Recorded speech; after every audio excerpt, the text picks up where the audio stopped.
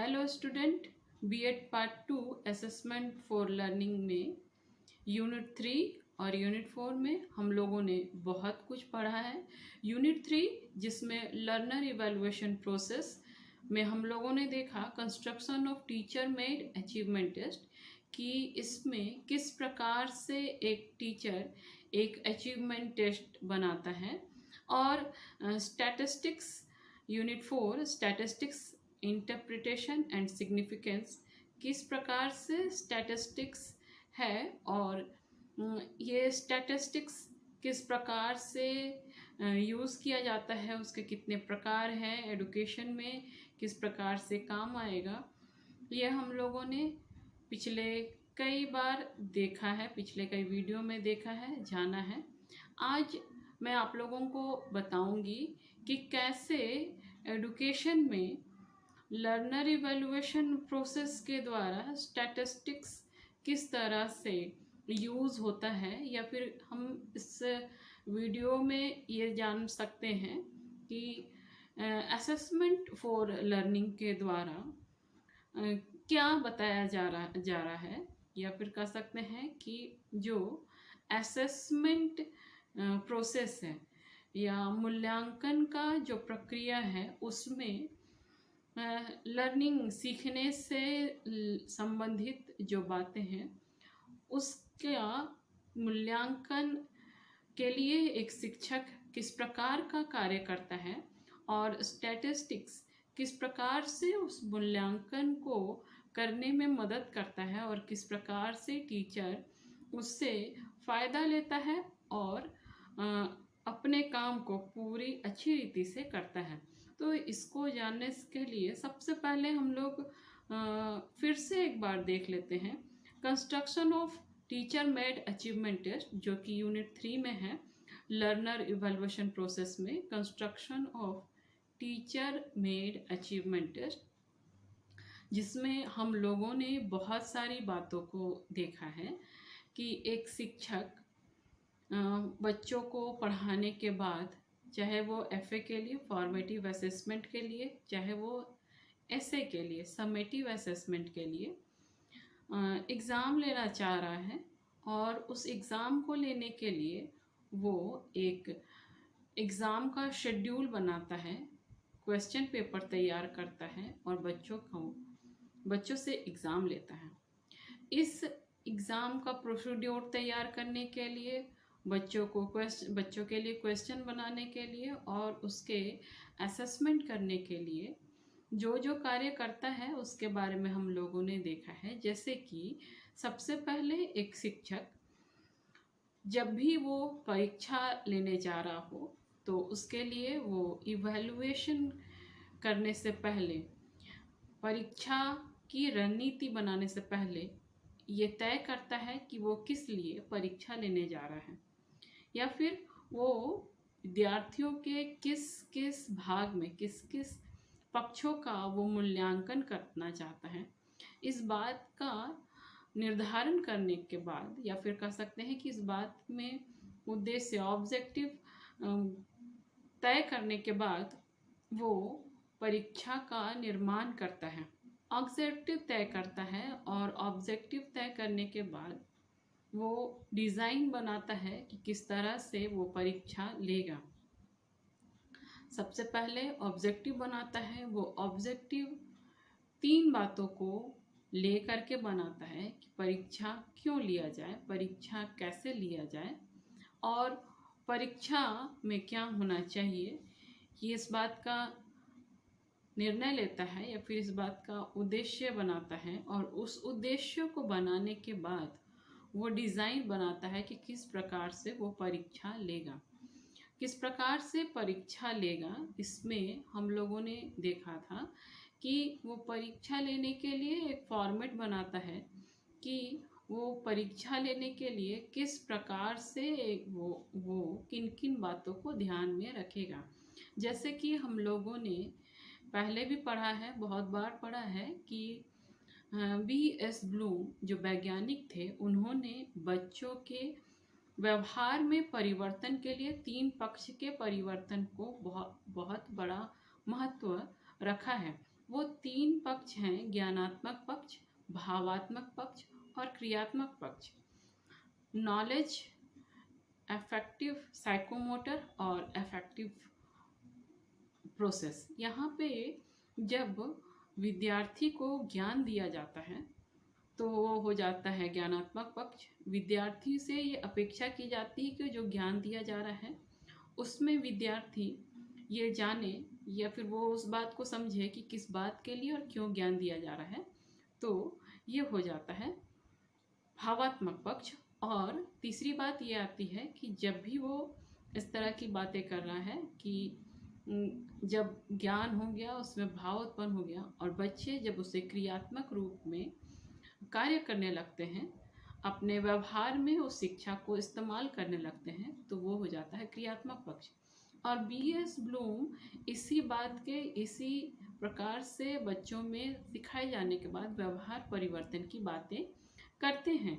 यहाँ पे जब शिक्षक परीक्षण का निर्माण करने का तैयारी कर रहा होता है, डिज़ाइन बनाने की तैयारी कर रहा होता है, तो वो अपने उद्देश्य में इन तीनों बातों को शामिल करता है कि बच्चे के लिए जब वो बना रहा हो, वो फॉर्मेट बना रहा हो कि किन किन बातों के लिए मुझे परीक्षा लेना है, तो वो इन तीनों बातों को सम्मिलित करता है, ज्ञानात्मक पक्ष की बातों को भावात्मक पक्ष की बातों में, और किस प्रकार से बच्चों में व्यवहार में परिवर्तन हो रहा है इस बात की भी जानकारी लेने की कोशिश वो करता है।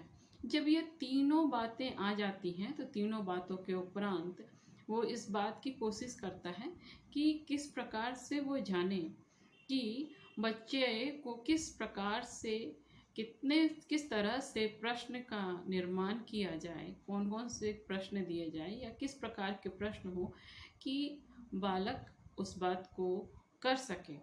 ये सारी बातों को एक शिक्षक प्रश्न निर्माण करने से पहले या एक परीक्षण या एक टेस्ट निर्माण करने से पहले तैयार करता है। और इस तैयार करने के बाद शिक्षक एक कागज में एक ब्लूप्रिंट तैयार करता है, एक ढांचा तैयार करता है जिसके आधार पे वो परीक्षा लेना है।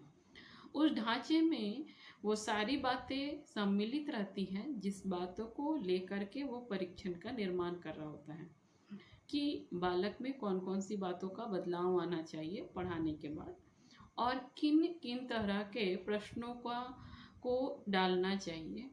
जो भी प्रश्न है वो प्रश्न के वेटेज क्या है, मतलब जो सिलेबस है, सिलेबस के अनुसार से जो प्रश्न है उस प्रश्न के वेटेज क्या है, या फिर कह सकते हैं जो सिलेबस है उस सिलेबस के वेटेज क्या है। अगर मान लीजिए अगर कोर्स में 5 सिलेबस है, 5 कोर्स है और 5 में ये पांचों कोर्स है और इन पांचों में ये देख लिया जाए कि अगर सेकंड वाला ज़्यादा महत्वपूर्ण है तो उसका वेटेज ज़्यादा है और थर्ड वाला महत्वपूर्ण नहीं है तो उसका वेटेज कम है। तो इस तरह से ये जो वेटेज की बातें आ जाती हैं, इस तरह से निर्धारित किया जाता है कि किस पक्ष से ज़्यादा क्वेश्चन पूछे जाएं और किस तरह के प्रश्न पूछे जाएं और किस कॉन्सेप्ट से कम प्रश्न पूछे जाएं और किस तरह के प्रश्न पूछे जाएं। इस बात का निर्धारण भी उस ब्लूप्रिंट को बनाने के समय में तैयार किया जाता है। उस ब्लूप्रिंट में ये भी तय किया जाता है कि जिस तरह के वेटेज हैं उस तरह के उसके मार्क्स भी डिपुट किया जाए, या फिर कह सकते हैं कि ब्लूप्रिंट में मार्क्स भी डिपुट किए जाते हैं और उसी मार्क्स के आधार पे क्वेश्चनों की संख्या तैयार की जाती है और कौन कौन से क्वेश्चन उसमें पूछा जाए, उस प्रश्न उस कॉन्सेप्ट से उस सब्जेक्ट से पूछा जाए, उस चैप्टर से पूछा जाए, ये भी तय किया जाता है। और ये तय करने के बाद ये ब्लूप्रिंट मान सकते हैं कि ये ब्लूप्रिंट तैयार हो गया है और इसके आधार पे ही शिक्षक हर चैप्टर को लेकर के क्वेश्चन बनाता है। ऐसे करने से शिक्षक को बड़ी आसानी होती है कि किस तरह से और कहाँ से और किस प्रकार के क्वेश्चन बच्चों के लिए सुटेबल है कि वो बच्चों को दे सके, अपना पूरा भाग दे सके, अपना पूरा एफर्ट दे सके एक टीचर, बच्चों से ये निकलवाने के लिए कि कितना वो उस बच्चे में जानकारी है और वो कितना उस जानकारी को दे सकता है। इस तरह की जानकारी दिखाने के लिए वो काम कर सकता है। दूसरी बात ये है कि जब भी शिक्षक इस तरह से काम कर रहा हो तो वो ये भी देखता है कि बच्चे को कौन कौन से विषय ज़्यादा भारी लग रहे हैं और कौन कौन से विषय हल्के हैं और बच्चे के लिए बहुत ही ज़्यादा महत्वपूर्ण है। जब शिक्षक इस बात का निर्धारण कर लेता है उस ब्लूप्रिंट में, तो वो बड़े ही आसानी तरीके से उसको उस विषय में डाल देता है। यहाँ पे जब भी वो इन बातों को डालता है तो ये देखने में आता है कि शिक्षक बड़े ही आराम से क्वेश्चन का निर्माण करता है और उसके लिए ब्लूप्रिंट तैयार करता है। इस तरह से क्वेश्चन का निर्माण देता है। जब भी क्वेश्चन के सिलेक्शन की बात आती है तो और बच्चों के हर पक्ष से ज्ञान लेने की बात आती है, चाहे वो उसका लेखन की जानकारी है, चाहे वो उसकी सोच की जानकारी है कि वो उस विषय के बारे में अपने रूप में क्या सोचता है, चाहे वो उस ऑब्जेक्टिव तौर पे उस विषय में क्या जानता है क्या नहीं जानता है, इस बारे में लेने की कोशिश करता है। तो यहाँ पे भी ये सारी बातें देखने को मिलती है, देखने में आती है। तो यहाँ पे जो भी ये सारी बातें देखने में आ रही हैं, ये सारी बातें जानने में आ रही हैं, तो किस प्रकार से ये स्टूडेंट्स के लिए प्रभावशाली सिद्ध होती है, ये अब हम लोग देखेंगे। जब बच्चे को प्रश्न डिस्ट्रीब्यूट किया जाता है, तीनों प्रकार के प्रश्नों को उसके सारे ज्ञान को लेने के लिए, उसके लेखन क्षमता, उसकी सोच की क्षमता, उसके हर विषय को विस्तारण की क्षमता और हर छोटी छोटी बातों को वो कितनी तरीके से समझ पाया है और याद रख पाया है, ये जानने की क्षमता की जानकारी के लिए 3 प्रकार के प्रश्नों का उपयोग किया जाता है एक परीक्षण में। सबसे पहला है एसे टाइप क्वेश्चन। ऐसे टाइप या फिर कह सकते हैं दीर्घ उत्तरीय प्रश्न, जिसमें बच्चे अपने लेखन को बहुत ही अच्छे तरीके से विस्तार पूर्वक से देते हैं या फिर कह सकते हैं विस्तार से देते हैं। दूसरा है लघु उत्तरीय प्रश्न। प्रश्नों का उत्तर कुछ सीमित शब्दों में देते हैं, जैसे कि 100 से 200 शब्दों में देते हैं, कंटेंट में देते हैं, इस तरह से देते हैं। शब्दों में अगर कहे जाए कि शब्दों में जब देना है तो इसी बात में देते हैं। और तीसरी बात ऑब्जेक्टिव टाइप के क्वेश्चंस। ऑब्जेक्टिव टाइप के जो क्वेश्चंस रहते हैं ये केवल 1 नंबर के क्वेश्चंस रहते हैं, जिसमें अलग अलग प्रकार के क्वेश्चंस रहते हैं कि आपको चूज करके आंसर देना होता है। आपको उन एक लाइन में या एक वाक्य में आंसर देना होता है, खाली स्थानों को भरना होता है।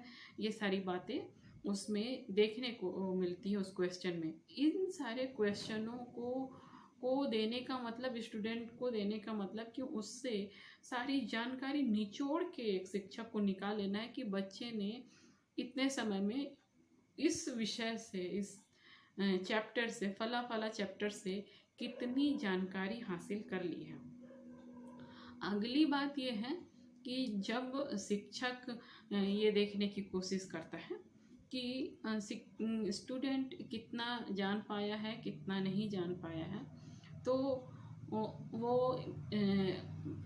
परीक्षण का या क्वेश्चन का निर्माण करता है और क्वेश्चन का निर्माण करने के साथ साथ वो उसका आंसर की भी बनाता है। आंसर की बनाने का कारण ये रहता है कि शिक्षक जो क्वेश्चन बना रहा है, अगर उससे संबंधित, उस विषय से संबंधित दूसरा शिक्षक अगर उस क्वेश्चन को या उस आंसर शीट को हल करे, तो उसे पता होना चाहिए कि जिस फला शिक्षक ने उस क्वेश्चन को बनाया है वो किस किस पक्षों को उस स्टूडेंट के अंदर में देखना चाह रहा है। ये जानने के बाद, ये बताने के बाद शिक्षक बड़े ही आसानी से, चाहे वो स्कूल से संबंधित है चाहे वो किसी अन्य स्कूल से संबंधित है, वो बड़े आसानी से हर स्टूडेंट का इवैल्यूएशन करने में सक्षम रहता है। तो ये लर्नर इवैल्यूएशन सीखने वाले के मूल्यांकन के प्रोसेस में ये सारी बातें आती हैं कि इसमें क्वेश्चन को ले लिया जाता है, जितने भी मार्किंग स्कीम को ले लिया जाता है, और उसके बाद उसको जितने भी मूल्यांकन के बाद अंक आए हैं, अंक को स्टैंडर्डाइजेशन में एक स्थायित्व में रखा जाता है और उसका अचीवमेंट टेस्ट किया जाता है। स्टैंडर्डाइजेशन और अचीवमेंट टेस्ट अगर हम कहें तो स्टैंडर्डाइजेशन टेस्ट उसे कहा जाता है कि जब किसी भी सीखने वाले वस्तु का ये मापन कर लिया जाए कि वो जो सीखा गया विषय है, बच्चों के द्वारा जो सीखा गया विषय है, वो कितनी दूरी तक बच्चे सीखे कि हम मान सकते हैं कि बच्चे ने उपरोक्त विषय में लगभग उतनी जानकारी ले ली है जितनी जानकारी एक बच्चे को होनी चाहिए। इसके बाद ये मान लिया जाता है कि बच्चे ने उस विषय में उतनी जानकारी ले ली है जितनी कि उसे जाननी है। इसको हम लोग एक और तरीके से देख सकते हैं। मान लिया जाए बच्चे को किसी विषय के में परीक्षा दिलवाया गया है और परीक्षा में उसने कुछ खास तरह के अंक लाए हैं। मान लीजिए 100 स्टूडेंट में एक विषय के लिए परीक्षा दिलवाया गया है और 100 स्टूडेंट में 50% से अबव बच्चे, 75% तक के बच्चे उतना मार्क्स लेते आया है जितना कि ये मान लिया गया है कि लेके आना है। मान लिया जाए 100 नंबर का प्रश्न पत्र है और उस 100 नंबर में बच्चे ने 75% या 100 नंबर के प्रश्न पत्र में 100 स्टूडेंट पे अगर ये प्रयोग हो रहा है तो 100 बच्चों में कम से कम 75 बच्चे ने करीब करीब 52% मार्क्स लेते आए हैं। या फिर यह कह सकते हैं कि अगर 25 बच्चे को छोड़ करके बाद बाकी सभी बच्चे ने 25 नंबर से ऊपर मार्क्स लेके आया है तो ये मान सकते हैं कि 25 नंबर तक एक ऐसा नंबर है जो कि सारे बच्चे उस विषय के बारे में जान लिए हैं, ये मान लिया जाएगा। और जब ऐसे रूप में इस परीक्षण को किया जाएगा और सभी बच्चे 25 नंबर 100 में से 25 नंबर लेते आएंगे तो वो नंबर 25 नंबर उस परीक्षण का स्टैंडर्डाइजेशन मार्क्स होगा, ये हम लोग मान सकते हैं। तो यहाँ पे स्टैंडर्डाइजेशन करने का ये तरीका है। अचीवमेंट टेस्ट भी इसी तरह से लिया जाता है कि बच्चों में ये जानकारी हो जाए या बच्चों से हमें ये जानकारी मिल जाए कि किस तरह से ये परीक्षण लिया जाए या किस तरीके से ये परीक्षण हो कि स्टूडेंट के से ये जान लिया जाए कि उसने कितना अचीवमेंट लिया है। अब हम आते हैं कि जब शिक्षक बना रहा हो, क्वेश्चन निर्माण कर रहा हो, तो अभी हम लोगों ने देखा 3 तरह के क्वेश्चन का निर्माण करेगा वो। सबसे पहला है एसे टाइप क्वेश्चंस, दूसरा है शॉर्ट टाइप क्वेश्चन और तीसरा है ऑब्जेक्टिव टाइप क्वेश्चन। थोड़े से छोटे से व्यू में मैं आप लोगों को बताना चाहूँगी। सबसे पहले एसे टाइप क्वेश्चंस। एसे टाइप क्वेश्चंस जो है या निबंधात्मक प्रश्न जिसको कहते हैं, ये या फिर कह सकते हैं दीर्घ उत्तरीय प्रश्न, एसे टाइप क्वेश्चंस या लॉन्ग आंसर क्वेश्चंस जिसको भी कहते हैं। इसमें बच्चों को ये निर्देश दे दिया जाता है कि आप लोगों को ये जो ऐसे टाइप का क्वेश्चन है कम से कम कितने शब्दों में करना है और ये आप किस तरह से लिखेंगे। ये भी लिखा रहता है निर्देश में कि आप स्वतंत्र हैं अपनी बातों को पूरी तरीके से बताने के लिए, पूरी तरीके से स्वतंत्र हैं कि आप उस क्वेश्चन को किस तरह से आप कागज में उतारिएगा, ये पूरी तरह से स्वतंत्र है। इसके लिए आपको किसी भी तरह से बुकिश लैंग्वेज की, किताब में जिस तरह से भाषा का प्रयोग किया गया है उस तरह से लिखने की ज़रूरत नहीं है। किताबी भाषा का मतलब ये नहीं होता है कि हम किसी लैंग्वेज में भी लिख दें। आपको अगर उसमें मेंटेन किया गया है कि किस लैंग्वेज में लिखना है तो आप उसी लैंग्वेज में लिखिएगा। अब बहुत बार ऐसा होता है कि आपके पास छूट होती है कि आप किसी भी लैंग्वेज में लिख सकते हैं, तो आपको सबसे पहले ये मेंटेन करना होता है कि आप किस लैंग्वेज में उस परीक्षा को लिख रहे हैं, उस प्रश्न पत्र का उत्तर आप किस लैंग्वेज में लिख रहे हैं, ये भी मेंटेन करना होता है। नहीं तो दो निर्देश लिखे होते हैं, या तो हिंदी में लिखिए या तो इंग्लिश में लिखिए। इसके लिए कोई अलग से निर्देश देना नहीं पड़ता है। बहुत सारी परीक्षाओं में ये भी देना होता है कि आप किस लिपि में लिख रहे हैं, देवनागरी लिपि में लिख रहे हैं या रोमन लिपि में लिख रहे हैं, ये आपको बताना पड़ता है। तो ये दीर्घ उत्तरीय प्रश्न इसलिए बनाया जाता है ताकि बच्चों को में देखा जा सके कि उसकी लेखन क्षमता क्या है, पहली बात। दूसरी बात, वो उस विषय के बारे में अपना क्या पॉइंट ऑफ व्यू, अपने से उस विषय के बारे में क्या सोचा है। तीसरी बात, उसकी भाषा शैली की पता चलती है, वो उस विषय में अपने रूप से क्या बता पाता है। तीसरी बात, वो उस विषय में, चौथी बात, वो उस विषय में कितना जान पाया है। ये सारी बातों का उस दीर्घोत्तरीय प्रश्न से पता चलता है। यहाँ पे जो बातें खास बिंदु के रूप में दी हुई है वो ये कि किस प्रकार से बच्चे विषय को ज़्यादा समझ रहा है, नहीं समझ रहा है, इसके बारे में जानने को मिलता है बच्चों के द्वारा। दूसरा प्रश्न आता है शॉर्ट आंसर टाइप प्रश्न या लघु उत्तरीय प्रश्न। ठीक है, यहाँ पे ये जो प्रश्न है, इस प्रश्न को देने का अर्थ होता है कि बच्चे संक्षिप्त तरीके से अपनी बातों को लिखें। बहुत बार इसमें अधिकतर ये उम्मीद की जाती है कि बच्चे इसे संक्षिप्त शब्दों में लिखें, 50 से 200 तक के शब्दों में लिखें, 150 तक के शब्दों में लिखें। इससे फ़ायदा ये होता है कि बच्चे कम समय में अपनी बातों को, कम शब्दों में अपनी बातों को प्रेजेंट कर सकते हैं।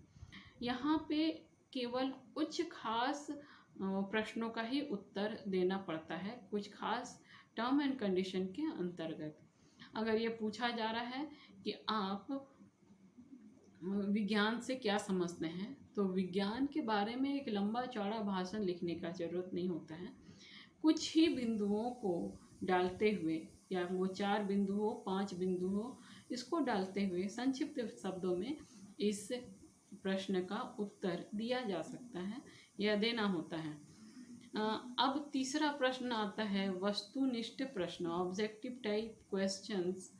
यहाँ पे वस्तुनिष्ठ प्रश्न में अनेकों प्रकार के प्रश्न आते हैं, जैसे कि है लघु उत्तरीय प्रश्न से ये अलग होते हैं। इसमें होते हैं objective type questions, fill in the blanks, true and false, सही, जिसमें कि बहुत तरीके के टर्म एंड कंडीशन होते हैं।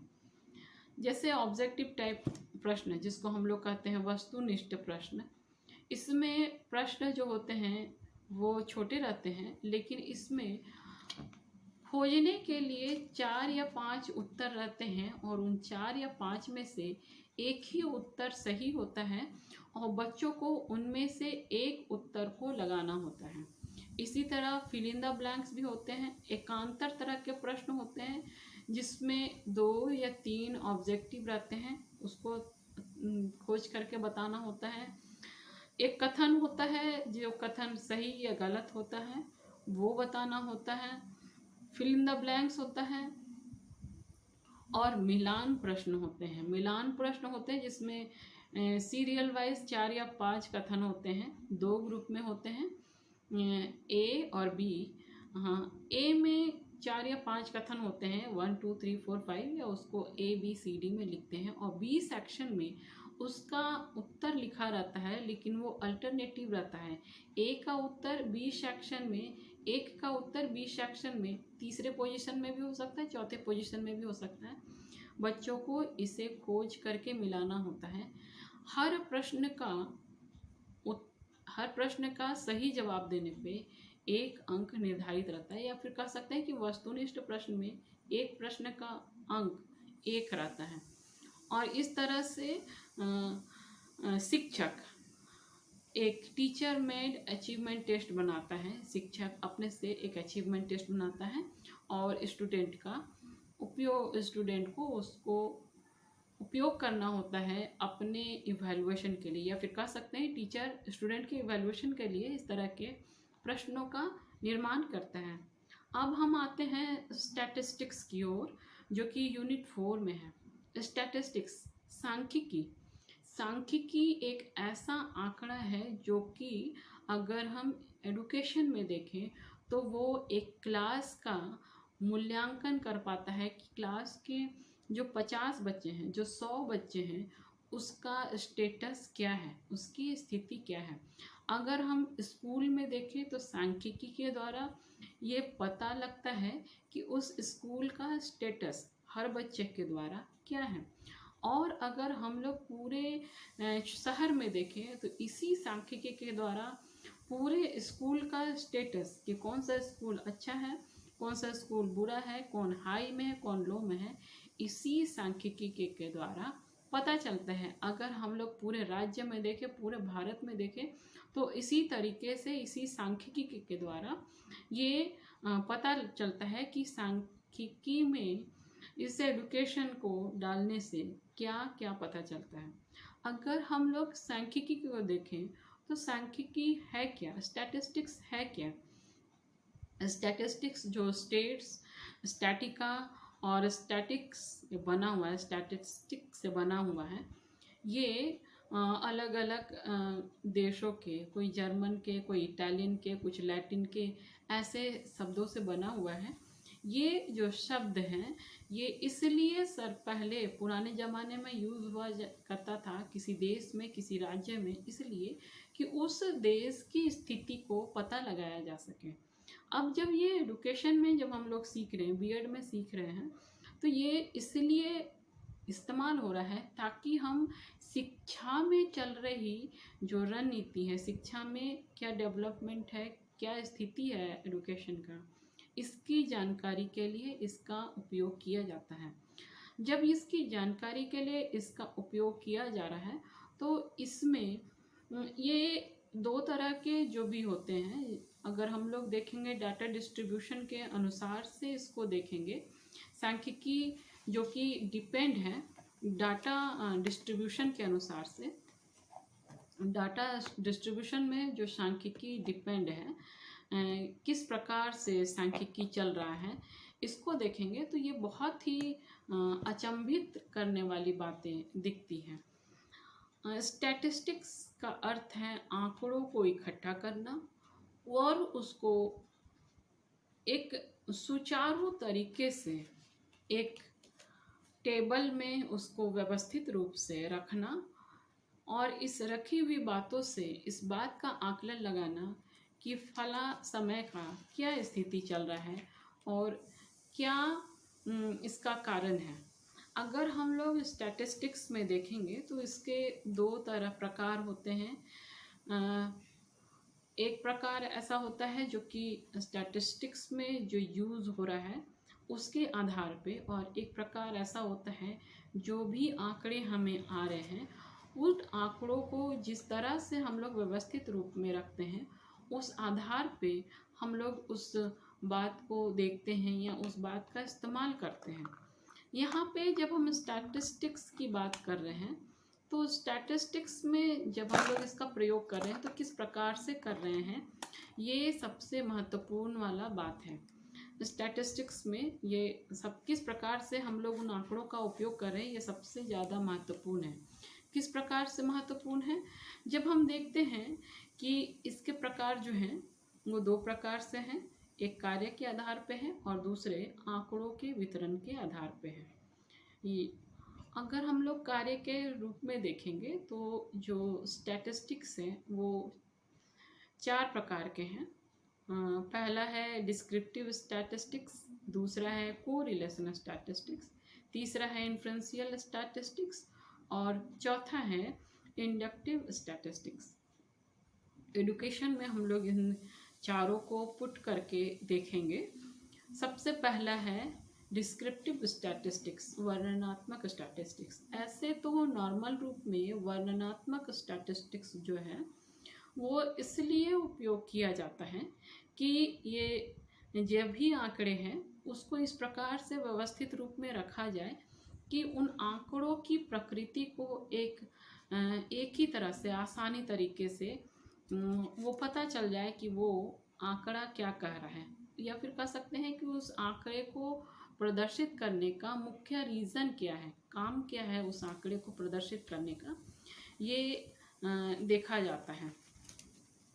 अगर देखा जाए तो ये जो आंकड़े हैं, ये जो प्रदर्शित करने वाली बातें हैं, इस आंकड़े में जो प्रदर्शित हो रहा है वो जिस काम से हो रहा है वो आंकड़ों को जब भी एडुकेशन में लिया जाए तो इस व्यवस्थित रूप से रखा जाए जिससे कि हर क्लास के बारे में, हर स्कूल के बारे में फर्स्ट व्यू से देख लिया जाए कि वो स्थिति क्या कर रहा है, चाहे वो क्लास में एडुकेशनल वैल्यू है, चाहे वो दूसरे अन्य बातें हैं। एडुकेशनल वैल्यू है, चाहे क्लास के हेल्थ स्टेटस है या स्कूल का हेल्थ स्टेटस है, इसके बारे में डिस्क्रिप्टिव स्टैटिस्टिक्स से एक नज़र में देख लिया जाए। दूसरी बात है कोरिलेशन स्टैटिस्टिक्स। कोरिलेशनल स्टैटिस्टिक्स जो है, सहसंबंध स्टैटिस्टिक्स, दो क्लासों में अगर कंपैरिजन करने वाली हो, दो स्कूलों में स्थिति देखने वाली कि कौन सा क्या चल रहा है या पढ़ाई के संबंधित में है, तो यहाँ पे जब दो आंकड़ों का मूल्यांकन, दो बातों का या दो चरों का मूल्यांकन करने की बातें आती है कि किस स्थिति में चल रहा है, तब सहसंबंध सांख्यिकी या कोरिलेशनल स्टैटिस्टिक्स का यूज होता है। तीसरी है अनुमानिक सांख्यिकी, इन्फ्रेंशियल स्टैटिस्टिक्स। इन्फ्रेंशियल स्टैटिस्टिक्स जो ये बता रहा होता है कि किस तरह से जो भी काम हो रहा है, जो भी स्टेटस है इस एरिया का या इस जनसंख्या का क्या स्टेटस है, उस जनसंख्या का जो स्टेटस है उसके लिए उस जनसंख्या से आंकड़े निकाल करके उसके बारे में जानना, या फिर कह सकते हैं उस जनसंख्या का अनुमान लगाना ही ये कोरिलेशनल या इन्फ्रेंशियल अनुमानिक स्टैटिस्टिक्स या इन्फ्रेंशियल स्टैटिस्टिक्स का काम है। चौथा है इंडक्टिव स्टैटिस्टिक्स। इंडक्टिव स्टैटिस्टिक्स इस बात को कह रहा है कि हमारे पास जो छोटी छोटी घटनाएं होती हैं, जैसे अगर स्कूल में देखा जाए तो बहुत सारी छोटी छोटी घटनाएं होती रहती हैं। बच्चे जो हैं बहुत बार बहुत अच्छा पोजीशन लेके आते हैं, बहुत बार ऐसा होता है कि 4 बच्चे अच्छा पोजीशन लेके आ रहे हैं, 2 बच्चे कम लेके आ रहे हैं, 5 बच्चे अच्छा लेके आ रहे हैं, 1 बच्चा कम लेके आ रहा है। और बहुत बार ऐसा होता है कि एक साल तो 5 बच्चे अच्छा लेके आए, दूसरी साल वही 5 बच्चे कम लेके आए। तो ये छोटे छोटे बातें होती हैं स्कूलों के लिए, और ये छोटी छोटी बातें कुछ बातों को प्रदर्शित करते रहती हैं कि क्या हो रहा है। तो यहाँ ऐसे इंडक्टिव स्टैटिस्टिक्स का उपयोग इन सारी बातों को एडुकेशनल व्यू में लगाना होता है, जिसके जाना जा सके कि उस जगह की स्थिति क्या चल रही है। अब हम लोग आते हैं दूसरे प्रकार की ओर, जो कि डाटा के डिस्ट्रीब्यूशन के आधार पे हैं।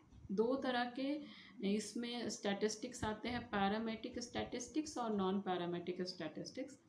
पैरामेट्रिक स्टैटिस्टिक्स जो है वो और नॉन पैरामेट्रिक स्टैटिस्टिक्स जो है, ये दोनों ही डाटा पे डिपेंड रहते हैं। ऐसे तो पूरा स्टैटिस्टिक्स ही डाटा पे डिपेंड रहते हैं, लेकिन डाटा के डिस्ट्रीब्यूशन की जो प्रकृति होती है इस पे दोनों डिपेंड रहते हैं। डाटा जो है वो कहाँ से आता है, पैरामेट्रिक स्टैटिस्टिक्स और नॉन पैरामेट्रिक स्टैटिस्टिक्स देखने से पहले थोड़ी बातें इसको जानना जरूरी होता है। डाटा जो है वो पॉपुलेशन से आता है और पॉपुलेशन से सैंपल लिया जाता है और उस सैंपल से ही डाटा आता है। पॉपुलेशन जो कि एक जनसंख्या को दर्शाता है। चाहे अगर स्कूल की बात लिया जाए तो एक स्कूल में जितने बच्चे हैं वो स्कूल का पॉपुलेशन हुआ।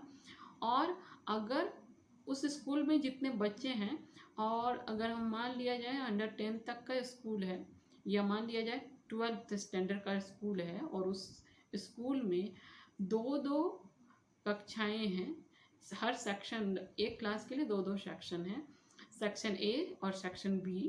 तो और अगर सामान्यतः नॉर्मली हर क्लास में 45 से 50 स्टूडेंट है, तो हम मान सकते हैं कि एक क्लास में 100 स्टूडेंट है। मान सकते हैं एक क्लास में 100 स्टूडेंट है, तो एवरेज उस स्कूल की जनसंख्या 1000 के करीब है या 1200 के करीब है। अगर स्टैंडर्ड 2 तक का स्कूल है, तो स्टैंडर्ड 12 तक का स्कूल है, तो हम लोग ये मान सकते हैं कि 1200 का उस स्कूल में पॉपुलेशन है। और उस पॉपुलेशन में हम लोग सैंपल निर्धारित करते हैं किसी भी आंकड़े को लेने के लिए, किसी भी डाटा को लेने के लिए। सैंपल अगर हम तौर पे ले रहे हैं, तो अगर एक क्लास में 50 स्टूडेंट हैं, तो हम उस क्लास से 5 कैंडिडेट को एज ए सैंपल के रूप में सेलेक्ट करते हैं। जब ये सिलेक्शन 5 स्टूडेंट के रूप में होता है, तो इसको ही हम लोग सैंपल कहते हैं। और जब हम उस 5 स्टूडेंट को या तो प्रयोग करके या किसी तरह के अन्य ऑब्जर्वेशन जो हमारे लिए, हमारे खोज के लिए चाहिए, उसके आधार पे हम लोग उस 5 स्टूडेंट पे अपने काम को करेंगे। और वो 5 स्टूडेंट जो हमें अपना रिव्यू देंगे या अपना पोजीशन बताएंगे, और वो पोजीशन हमें आंकड़े के रूप में प्राप्त होगा। अब इन्हीं आंकड़ों के अनुसार से हम पैरामीट्रिक और नॉन पैरामीट्रिक स्टैटिस्टिक्स को डिफाइन करेंगे कि कौन सा आंकड़ा पैरामीट्रिक स्टैटिस्टिक्स में जाएगा और कौन सा आंकड़ा नॉन पैरामीट्रिक स्टैटिस्टिक्स में जाएगा। अब हम लोग पैरामीट्रिक स्टैटिस्टिक्स को जब देखेंगे, तो पैरामीट्रिक स्टैटिस्टिक्स जो कि दो प्रकार के हैं, पैरामीट्रिक और नॉन पैरामीट्रिक, जिसको हम लोग हिंदी में कहेंगे प्राचलिक सांख्यिकी, और दूसरा है जो अप्राचलिक सांख्यिकी। प्राचलिक मतलब नॉर्मल, अप्राचलिक मतलब कुछ हटके, non parametric. Parametric statistics still रहता है, जो भी आंकड़े होते हैं उसे अरेंज करके रख दिया जाता है और उसी से काम किया जाता है। अप्राचलिक स्टैटिस्टिक्स जो कि जिसमें कि दो चरें होते हैं, और प्रयोग के दौरान अगर एक चर भी डिस्टर्ब हो जाता है, तो पूरे डाटा 1 से 10 तक जो भी रो में पूरे डाटा जो आंकड़े हमारे पास हैं, उन आंकड़ों में भी तब्दीली तुरंत हो जाती है। तो ये डाटा के डिस्ट्रीब्यूशन के आधार पे ही दो तरह के स्टैटिस्टिक्स नज़र आते हैं। स्कूल में जब भी काम किया जाता है पैरामीट्रिक और नॉन पैरामीट्रिक स्टैटिस्टिक्स में, तो बहुत सारे संवेदी मामले में, जैसे बच्चों की इच्छा क्या है, बच्चों को पसंद क्या है, और भी बहुत सारे कॉन्शियस टॉपिक को लेकर के जब आंकड़े निकाले जाते हैं, जैसे कि बच्चों की इच्छा क्या है, वो कहाँ से आते हैं, उनका जो बायोलॉजिकल या फिर हेरिडिटरी इन्वायरमेंट है, सोशल इन्वायरमेंट है, उसका इफ़ेक्ट उन पे क्या पड़ता है। जब इन सारी बातों को जब देखते हैं, तो इसमें हम लोग देखते हैं कि छोटी सी बात अगर इसमें एक अंदर घुस जाए, तो हर चीज़ की परिस्थिति बदल जाती है। जब इस तरह से आंकड़े निकाले जाते हैं, तो इसमें अप्राचलिक सांख्यिकी या नॉन पैरामीट्रिक स्टैटिस्टिक्स यूज़ हो जाते हैं। और जब ऐसी बातें जो कि क्लास का मेजरमेंट दिखा रहा हो, क्लास का स्थिति दिखा रहा हो, या क्लास की प्रकृति को दिखा रहा हो, या पूरे स्कूल की प्रकृति को दिखा रहा हो, और उस तरह से जो आंकड़े आते हैं वो पैरामीट्रिक स्टैटिस्टिक्स में आते हैं। तो यहाँ इन आंकड़ों का प्रयोग जब टीचर परीक्षा में लेता है, तो परीक्षा में लेने के बाद कुछ ऐसे साधारण से आंकड़े जो आते हैं, वो प्राचलिक सॉरी कार्य के आधार पे जो डिस्ट्रीब्यूशन होते हैं, स्टैटिस्टिक होते हैं या पैरामेट्रिक स्टैटिस्टिक्स में ये सारी बातें आ जाती हैं। लेकिन क्लास में बहुत सारी ऐसी बातें होती हैं जो बहुत ही नाजुक पहलू होते हैं, और उसके मामले में भी बहुत बार टीचर को इसमें काम करना पड़ता है बच्चों के साथ। तो ये सारी बातें अप्राचलिक सांख्यिकी या नॉन पैरामेट्रिक स्टैटिस्टिक्स में यूज़ होता है, जिसको लेकर के हमेशा बहुत ही विशाल चर्चा छिड़ी रहती है, और ये करना थोड़ा सा कठिन होता है।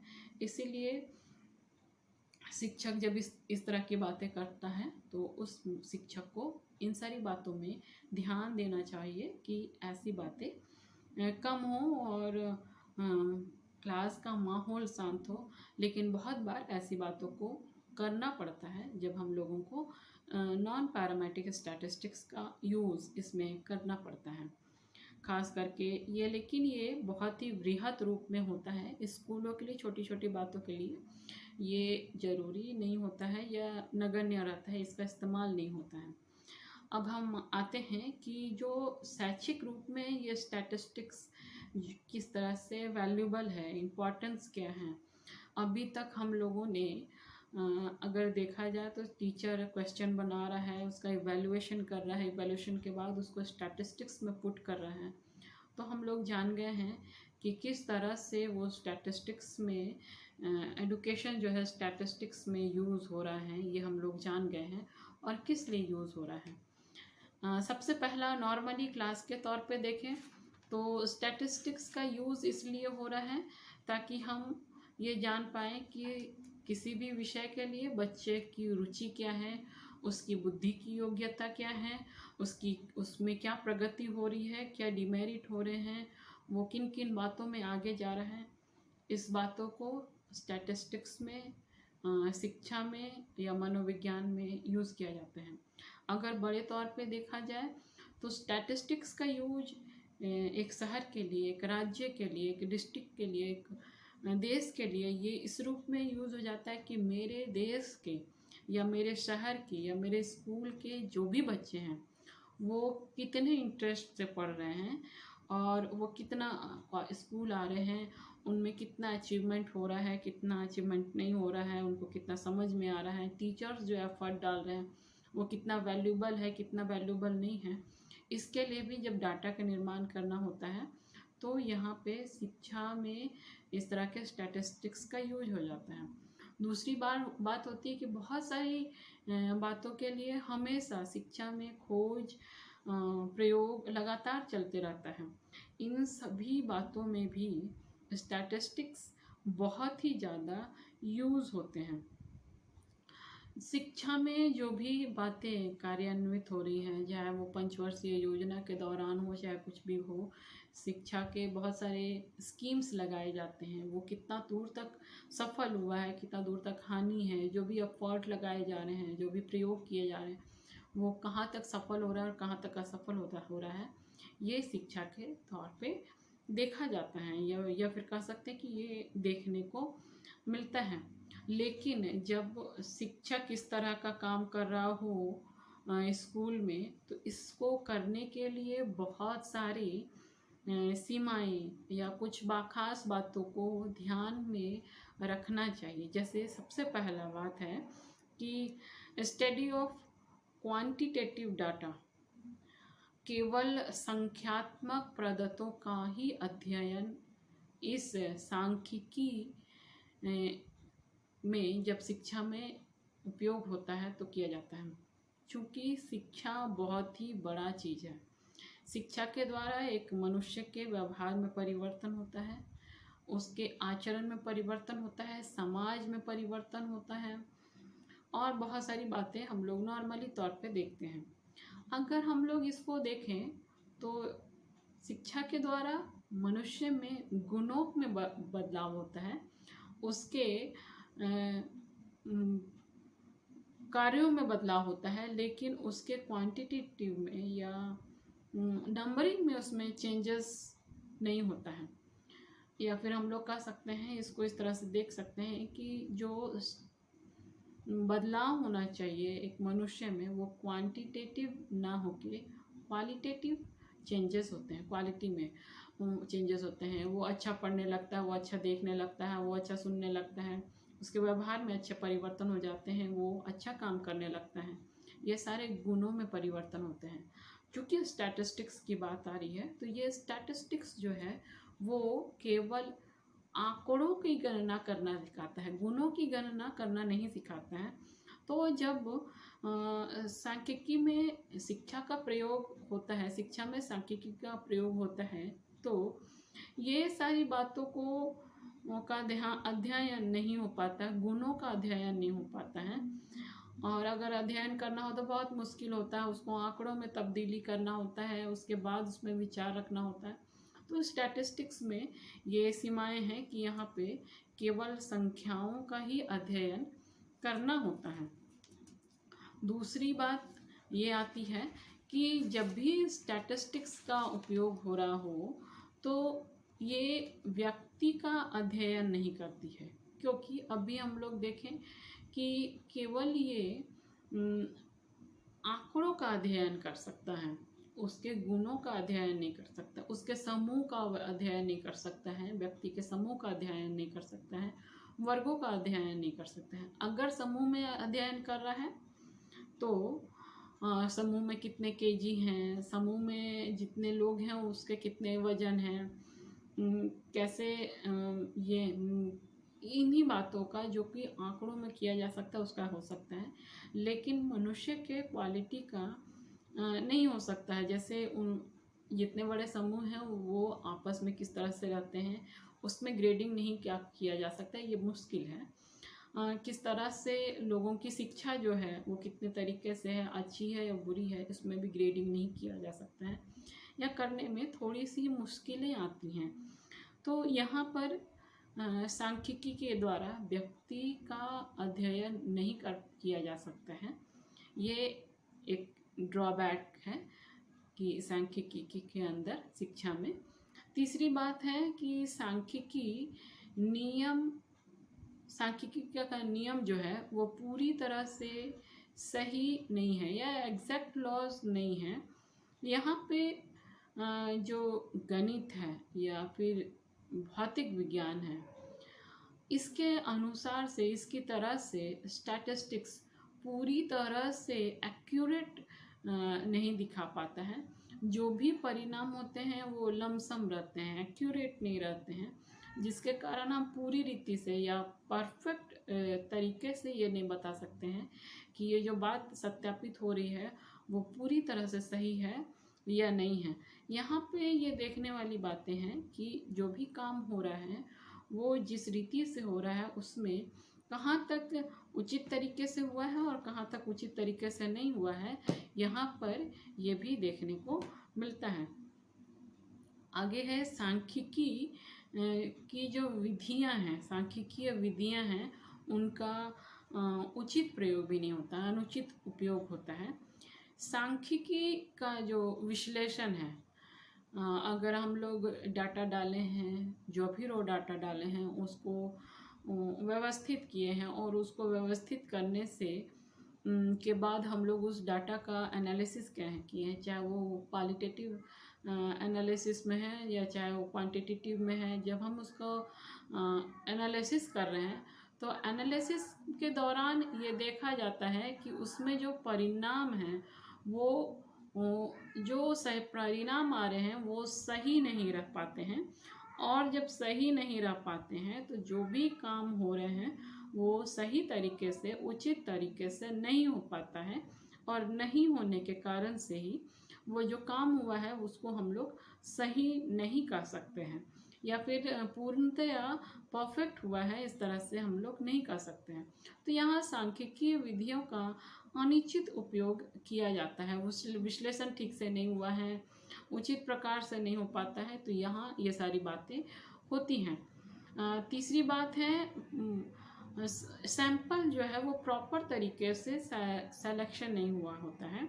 यहाँ पे जब भी सेलेक्शन होता है सैंपल का, वो बहुत ही गंभीर या बहुत ही नाजुक बात रहती है जब भी हम किसी पॉपुलेशन से सैंपल का सिलेक्शन कर रहे हो। तो यहाँ पे जब सैंपल का सिलेक्शन करना होता है तो ये ज़रूरी से देखना होता है कि जो सैंपल लिए हैं वो विश्वसनीय हो।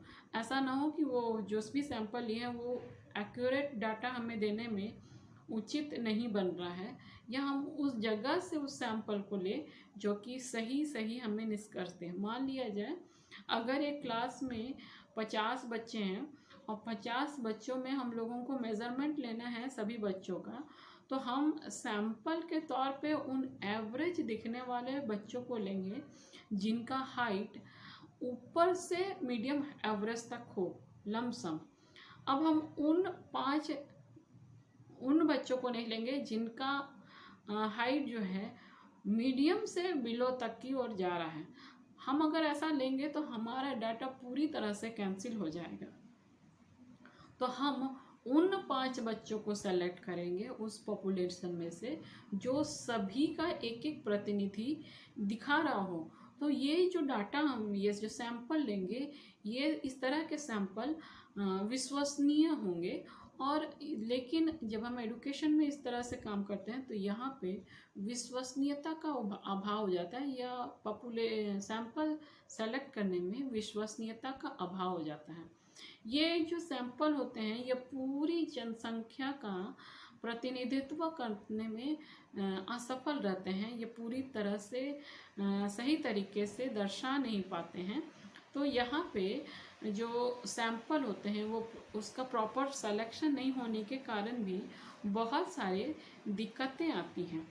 तो यहाँ पे स्टैटिस्टिक्स में जब एडुकेशन का उपयोग किया जाता है तो इससे अनेकों फ़ायदे होते हैं, जैसे कि एडुकेशन से संबंधित बहुत सारी बातों की पहचान होती है। क्लास में जो भी काम चल रहे हैं उसकी जानकारी मिलती है, जो भी प्रयोग चल रहे हैं उसकी जानकारी मिलती है, जो भी एफर्ट लग रहे हैं, जो भी कोशिशें चल रही हैं उसकी जानकारी मिलती है, पढ़ाई के बारे में जानकारी मिलती है, बच्चों के हेल्थ के बारे में जानकारी मिलती है, अगर कहें तो एक्यूरेट जानकारी बहुत बार मिलती है।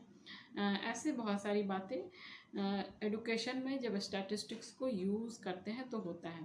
लेकिन बहुत बार नाजुक मामलों को ध्यान में नहीं रखने से स्टैटिस्टिक्स किसी भी यूज़ का एडुकेशन में हेल्प नहीं कर पाता है।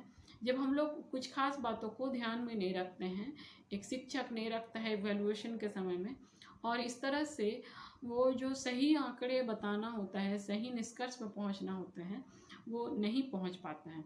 तो यहाँ जो हम लोग देख रहे हैं, आज हम लोग देखें कि लर्नर इवैल्यूएशन प्रोसेस और स्टैटिस्टिक्स बहुत ही इम्पोर्टेंट काम देता है एडुकेशन में। जब शिक्षक एक प्रश्न पत्र का निर्माण करता है, एक टेस्ट का निर्माण करता है और उसके द्वारा सांख्यिकी के द्वारा उसको निष्कर्ष निकालना होता है कि उसने जो प्रश्न बनाया है वो कहाँ तक फ्रूटफुल रहा है और उससे जो निष्कर्ष आए हैं वो कहाँ तक बड़े ही बेनिफिटेड रहे हैं और आगे चल कर के कितना बेनिफिट उसको देगा।